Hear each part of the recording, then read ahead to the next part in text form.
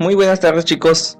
Hoy vamos a continuar con lo que viene siendo la materia de etimología y vamos a continuar viendo lo que es el tema de los artículos y sustantivos. Vamos a alargarnos un poquito más y vamos a ver las características de ello. Ok, de hecho nos hace falta ver una cosa más antes de llegar a verbos, pero no quiero hacerlo muy extenso, porque mucha información también puede ser contraproducente a la hora de estudiarlo y nos vamos a alargar demasiado y nos podemos confundir. Por eso hoy solamente vamos a ver unos aspectos de los sustantivos, ¿ok?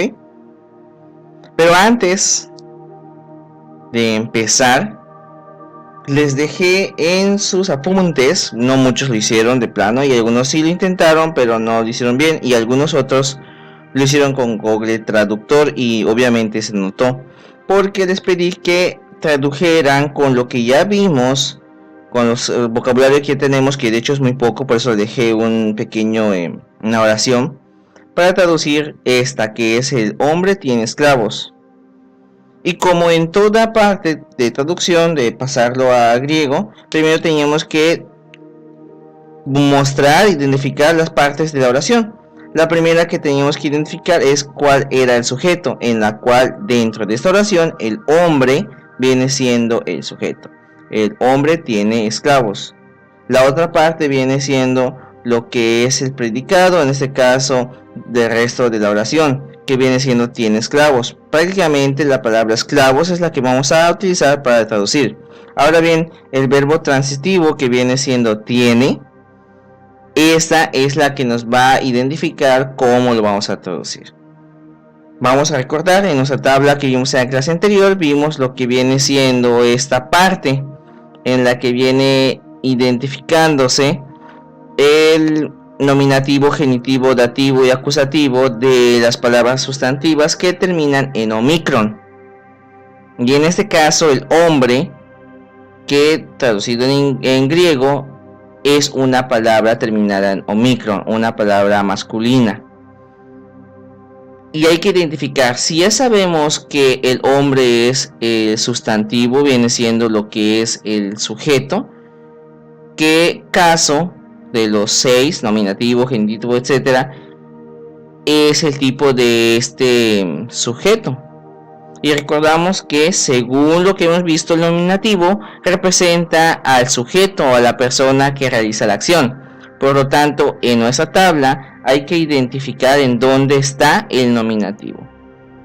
Ya sabemos que es el nominativo que está ahí. Ahora bien, es el hombre. ¿El hombre es una palabra en singular o es una palabra en plural? Como es solamente uno, es el hombre, no es los hombres, quiere decir que es una palabra en singular. Y colocamos primero lo que viene siendo nuestro artículo, que es él, porque es masculino, en este caso jo, y aumentamos la palabra hombre, pero hombre como en género, o sea, hombre varón y mujer femenina, ese tipo de géneros, no hombre como especie, porque hombre como especie es antropos, pero hombre como género es aner. Eso lo vimos también en la clase anterior. Muchos me lo tradujeron en Google Traductor y pusieron antropos, porque ahí en eso no visualiza el género, lo traduce literal. Por lo tanto, ella dice Joaner, quiere decir el hombre. Pero como ya sabemos que esta palabra viene siendo un nominativo, porque es el sujeto que va a realizar la acción o del que se habla, identificamos en nuestra tabla cuál terminación va a llevar, si el que dice os o el que dice oí, o en este caso i. Una vez localizado, que viene siendo este singular nominativo, quiere decir que vamos a colocarlo. Lo colocamos dentro de nuestra oración en la terminación de aner, en esta parte. Y de esa manera sabemos que estamos hablando de una persona que es el sujeto de la oración. Jo aneros. que explica que es el hombre. Ahora bien, identificamos ahora nuestra palabra que es esclavos.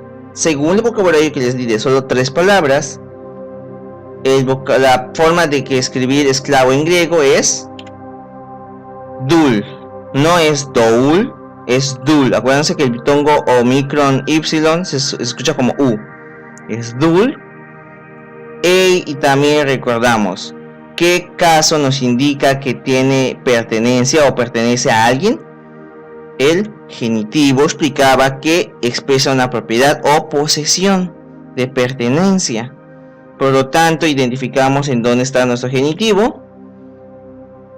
Ya no vamos a utilizar el artículo que dice ya tú, que es la primera línea, porque ya tenemos el artículo de la palabra hombre. Y buscamos esclavos o esclavo. ¿Es plural o es singular? ¿Vamos a utilizar este o vamos a utilizar este? Bueno, como dice esclavos es plural, entonces utilizamos el segundo y lo vamos a poner dentro de nuestra palabra así. Entonces se leería o aneros doulon, y así se traduce la palabra. ¿Dónde está la palabra tiene? No se utiliza porque ya estamos utilizando la disidencia omega ni on, así como se pronuncia, para ponerlo en la palabra doulon. Ahí estamos indicando que se traduce como tiene. Se pondría otra palabra tiene en griego si no se explicaría o no se estaría identificando qué es lo que tiene el hombre. Pero como estamos diciendo que tiene esclavos, entonces en la palabra esclavo se pone la disidencia del genitivo de pertenencia. Si no escribíamos exi o epsilon, chi, epsilon, iota, así se escribe, para decir tiene. Si solamente diría el hombre tiene, entonces sería ho aneros exi. Pero como está diciendo qué es lo que tiene, entonces se escribe ho aneros doulon para explicar la traducción. Bien, espero que haya quedado claro esta parte, porque así como está es la forma correcta en la que debieron traducir esta oración. Bien, entonces ahora sí vamos a comenzar con lo que es las oraciones simples del predicado nominal. No va a ser tan difícil, sí va a ser un poco complicado de explicarlo, pero voy a tratar de hacerlo lo más sencillo posible. ¿Y a qué se refiere con oración simple o predicado nominal? Es aquel que tiene el predicado en un nombre propio o un sustantivo o un adjetivo.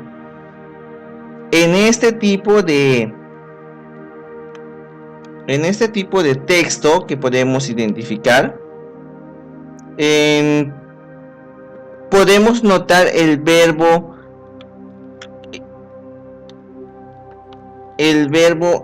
imi. Si se acuerdan que era el verbo imi, es el verbo ser o estar. Les dije que es como el verbo to be, pero en griego, y se utiliza prácticamente para vincular o unir el sujeto y el predicado. De esta manera podemos identificar qué palabra va a determinar el completo. Por ejemplo, un ejemplo que podemos identificar por acá dice curios estin tu sabatu o ius tu antropo. ¿Ven la palabra antropo? ¿Se acuerdan qué significaba? Y la traducción sería el hijo del hombre es señor del sábado. Creo que la palabra sábado sí se entiende. Y pues antropo sabemos qué significa. Las disidencias nos indican en qué estado, si es nominativo, genitivo y todo lo demás. Ya lo habíamos mencionado ahí. Y ahí podemos notar que la palabra hijo, hijo del hombre, viene siendo nuestro sujeto. ¿Ok? Y lo demás viene siendo nuestro predicado. También puede hacer que no aparezca lo que es el ini. Eso se puede omitir, como por ejemplo en la oración mistos o logos, que significa esta palabra es fidedigna. El imi se borró, ya no está, pero se da a explicar, se va a entender, es como un verbo implícito en la oración, en mi contexto, en donde podemos notar que el sujeto es esta palabra, que es, ya habíamos identificado que es logos, ¿se acuerdan? Logos. Y fidedigma es el predicado, que viene siendo, dice, pistos.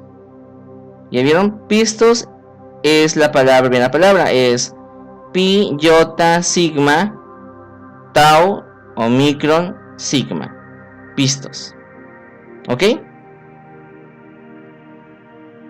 Esto quiero que lo comprendamos. Si tienen dudas, no se olviden mencionarlos para que yo los pueda resolver, porque necesito que esta parte lo entendamos, porque a partir de aquí vamos a estar utilizándolo más para traducciones contextuales. Ahora bien, existen dos formas de oraciones simples que vamos a utilizar, lo que viene siendo la forma negativa, o sea, para negar algo, y para esto se utilizan algunos pronombres, como lo que viene siendo que quiere decir no, o que también quiere decir no, pero cuando la palabra le sigue una que comienza con vocal, o que es cuando la palabra comienza con un espíritu áspero. Por ejemplo, ¿qué dice acá? Imi. ¿Qué significa imi? Cero estar. Entonces quiere decir, se puede traducir esto como no soy o no estoy. Imi. Ahora bien, también podemos utilizarlo en preguntas. Y esto hay que recordarlo si hicieron la tarea que les pedí en el módulo una vez sobre los signos que se utilizan en el griego. Hay que recordar que para que pueda ser considerada una pregunta, esta debe terminar con el signo de interrogación, que viene siendo el punto y coma, y lo que viene siendo los pronombres de interrogativos, como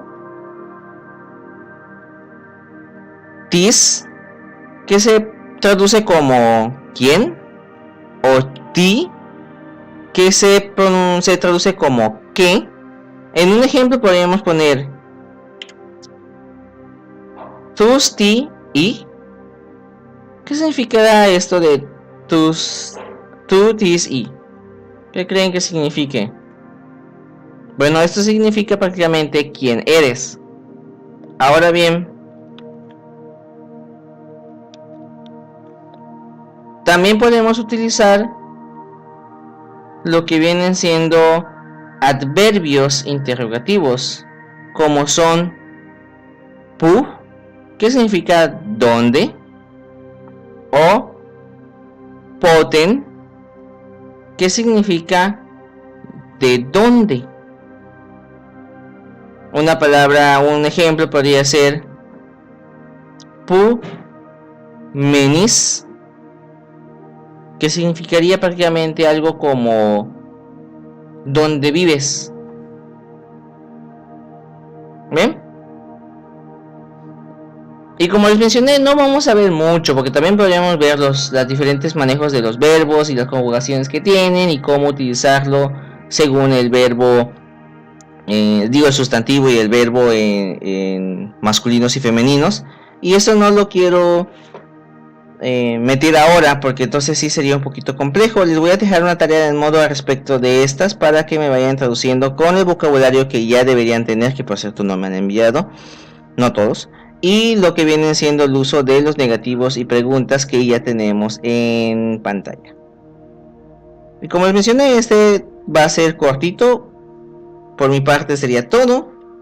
Así que nos vemos hasta la siguiente clase. Que tengan una bonita tarde.